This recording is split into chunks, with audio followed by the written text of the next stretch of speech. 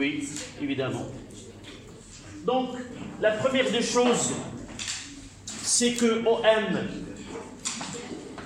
ou OG, elle a T plus 1, elle a 3T moins 2, elle a 2. Si nous voulons OG à l'instant T1, OG à l'instant T1,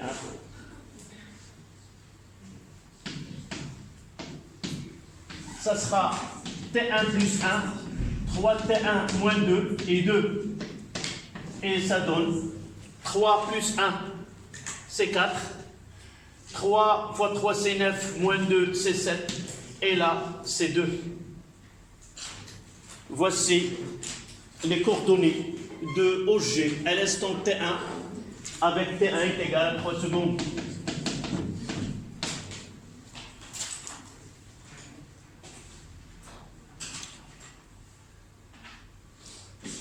La première des choses, quelle est la nature de mouvement de G? Lorsqu'on demande la nature du mouvement, est-ce qu'il se fait sur une droite, ou dans un plan, ou dans l'espace? Comment différencier d'un mouvement rectiligne, d'un mouvement plan et d'un mouvement dans l'espace? À partir de là, si dans ce cas-là, nous avons que Z elle est constante, donc le mouvement s'effectue dans un plan, c'est un mouvement plan, et s'effectue dans le plan OIJ. Dans un plan, comment il est? Parallèle à OJ avec Z est égal à 2. Si, c'est pas demandé. Voilà, là c'est I, là c'est J et là c'est K. Si on considère que là Z est égal à 2, donc le mouvement s'effectue dans ce plan-là, qui est parallèle à ce plan. Si Z est égal à 0, le mouvement s'effectue dans le plan OIJ, c'est-à-dire il y a un glissement de ce plan-là. D'accord? Donc c'est un mouvement plan.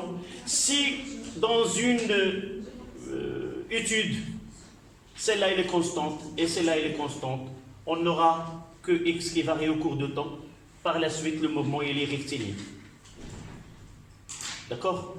Donc dans ce cas-là, le mouvement de OG s'effectue dans un plan OIJ, dans un plan P, si vous voulez, parallèle au plan OIJ, avec Z est égal à 2. Mais la question demandée, c'est la racine carrée. Donc OG, 1, est égal à la racine carrée de 4 au carré, plus 7 au carré, plus 2 au carré. Ça donne combien? C'est la racine carrée de 69. C'est-à-dire que OG, évidemment, l'unité, nous prenons l'unité, c'est le système international, parce que nous avons utilisé ici le temps second. OM est égal à la racine carrée, c'est 8. Est-ce 8,31 mètres?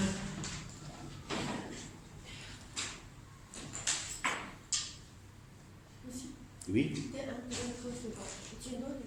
Oui, là, déterminer la distance objet à t égale 3 secondes. Lorsqu'on parle des équations horaires, c'est-à-dire qu'elles dépendent de temps. Pour déterminer l'équation horaire, une distance ou la norme de OG, il faut définir l'instant. Par contre, la trajectoire, non. La trajectoire, il ne nous donne pas des valeurs numériques.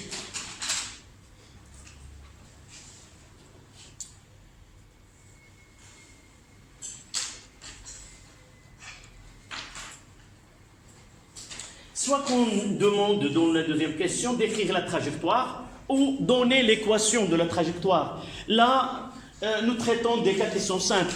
Par la suite, on aura des études dans lesquelles il nous demande d'établir l'équation horaire. Et à partir de cet exemple qui est simple, on va connaître comment, à partir des équations horaires, aboutir à l'équation de la trajectoire, ou tout simplement la trajectoire. D'accord ?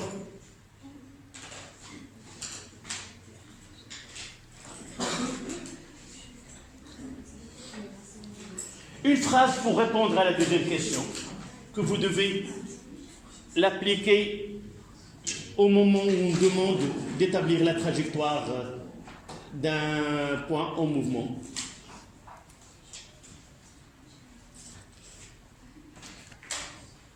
Pour déterminer la trajectoire,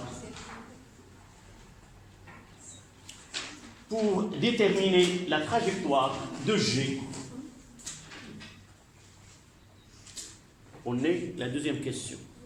D'accord ?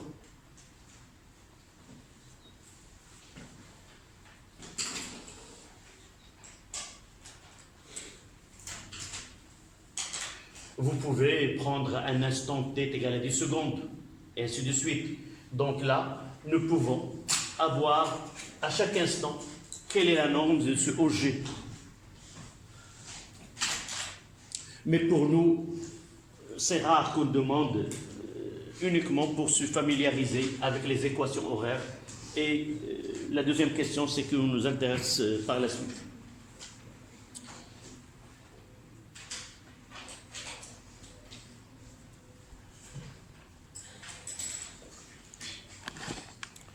Donc la deuxième question.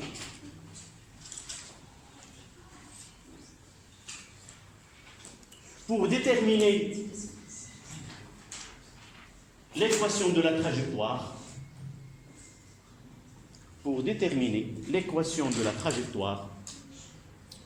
il suffit d'éliminer le temps.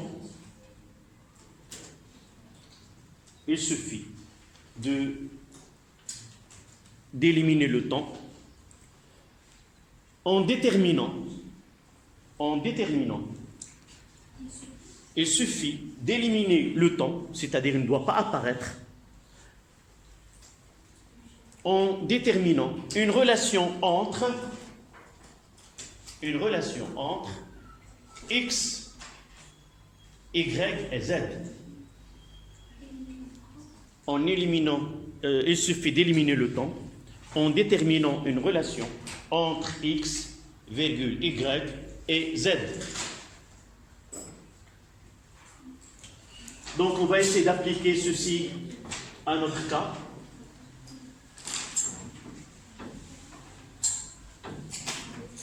Nous avons la chance, z il est constante, nous devons la garder, et là, pour trouver, il nous reste une relation, x et y, c'est elles qui sont liées par le temps. Je noterai là l'équation A et là l'équation 2. À partir de l'équation A,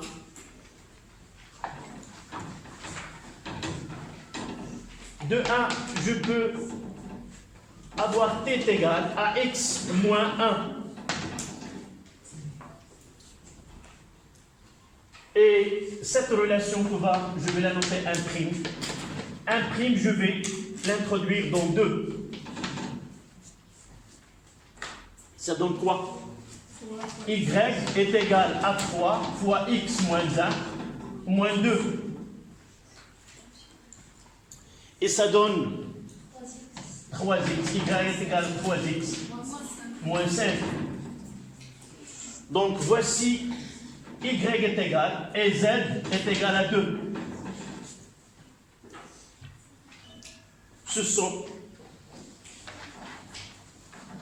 Donc vous voyez que dans ces expressions, il n'y a pas le temps. Nous l'avons substitué par l'abscisse et l'ordonnée. Et qu'est-ce que vous pouvez dire à la nature de cette trajectoire? Quelle est la nature de cette trajectoire? C'est-à-dire, quel est le lien? Nous avons deux équations, si vous voulez. Là, il y a une relation entre y et x. qui est une fonction affine. Donc c'est une droite. Mais cette droite-là, elle passe par... Non, c'est une droite qui est AZ est égal à 2. Donc la trajectoire de G est une droite, puisque la relation entre X et Y est une relation affine. Si nous avons trouvé Y est égal à 3x carré, ainsi de suite, nous pouvons dire que c'est une équation parabolique, c'est-à-dire Y est égal à 3x, ainsi de suite. D'accord? Donc vous prenez et on écrira une phrase. Oui. Comment? C'est le chemin. C'est qu'on vous donne une carte à suivre. J'ai pris 1. Ce 1, il est devenu un prime. C'est-à-dire, c'est quoi un prime? P est égal à x moins 1. Je remplace P' dans 2. C'est-à-dire, je vais à 2. 3. Et qu'est-ce que je vais mettre? Je vais mettre cette relation-là. C'est x moins 1. Uniquement pour suivre ce que j'ai fait. C'est de cette façon, lorsque j'ai une multitude de substitutions, pour suivre ce que je fais, nous devons noter ces équations par des chiffres. Donc la trajectoire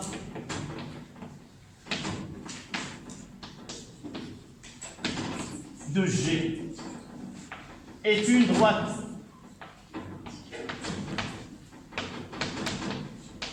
d'équation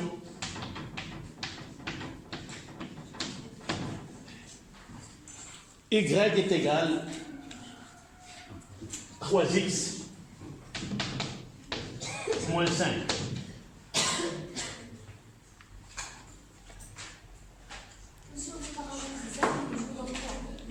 Comment?